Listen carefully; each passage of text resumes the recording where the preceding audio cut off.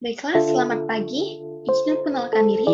Nama saya Eka Putri Namisyanipar dengan NPM 211419111027. Di sini saya akan menjelaskan tentang materi-materi selama praktikum mikrobiologi umum. Yang materi pertama yaitu pengenalan alat laboratorium. Peralatan yang ada di laboratorium yaitu peralatan sederhana. Misalnya berbagai peralatan plastik, gelas dan keramik standar, jarum os, bunsen, homogenizer, magnetic stiller, timbangan, dan colony counter. Peralatan yang lebih besar dan lebih rumit memerlukan keterampilan seperti mikroskop stereo, mikroskop majemuk, mikroskop kamera, laminar airflow hood, autoclave, dan spektrometer. Materi selanjutnya yaitu tentang mikroskop dan penggunaannya. Mikroskop elektron dan mikroskop cahaya. Mikroskop cahaya dibedakan atas mikroskop majemuk dan mikroskop stereo. Kedua jenis mikroskop tersebut ada yang monokular atau hanya mempunyai satu lensa okuler. Ada juga yang binokular atau mempunyai dua lensa okuler. Mikroskop majemuk memiliki tiga lensa, yaitu lensa objektif, lensa okuler, dan lensa kondensor. Mikroskop stereo merupakan jenis mikroskop yang hanya bisa digunakan untuk benda yang relatif besar dan tebal.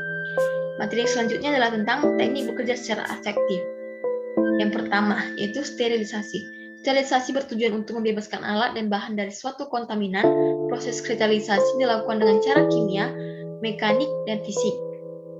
Teknik bekerja secara aseptik yang kedua yaitu tentang penuangan media dan isolasi kultur mikroba.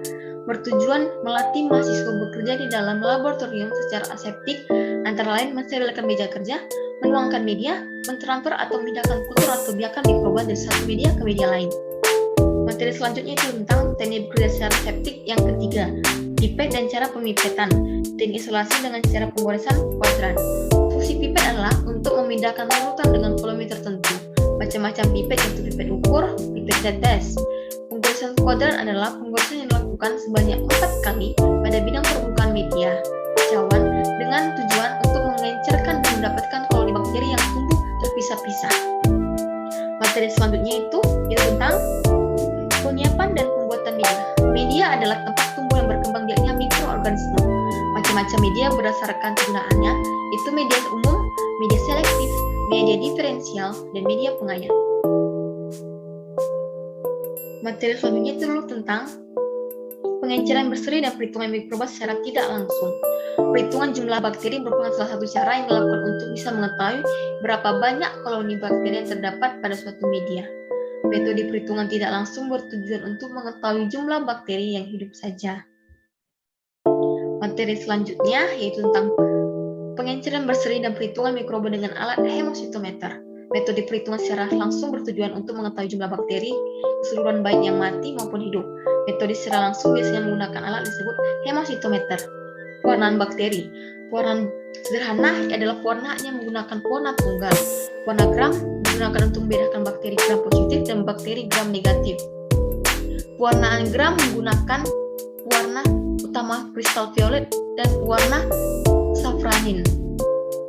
Bakteri gram positif menunjukkan warna biru atau ungu, sedangkan bakteri gram negatif menunjukkan warna merah.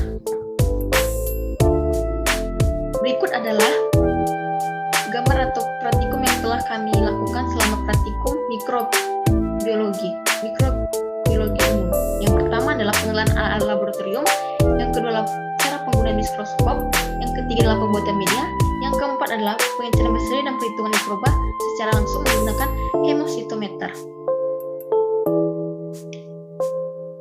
Sekian dari materi yang bisa saya sampaikan, selebihnya kurang maaf dan terima kasih. Saya mengucapkan terima kasih dan bye-bye.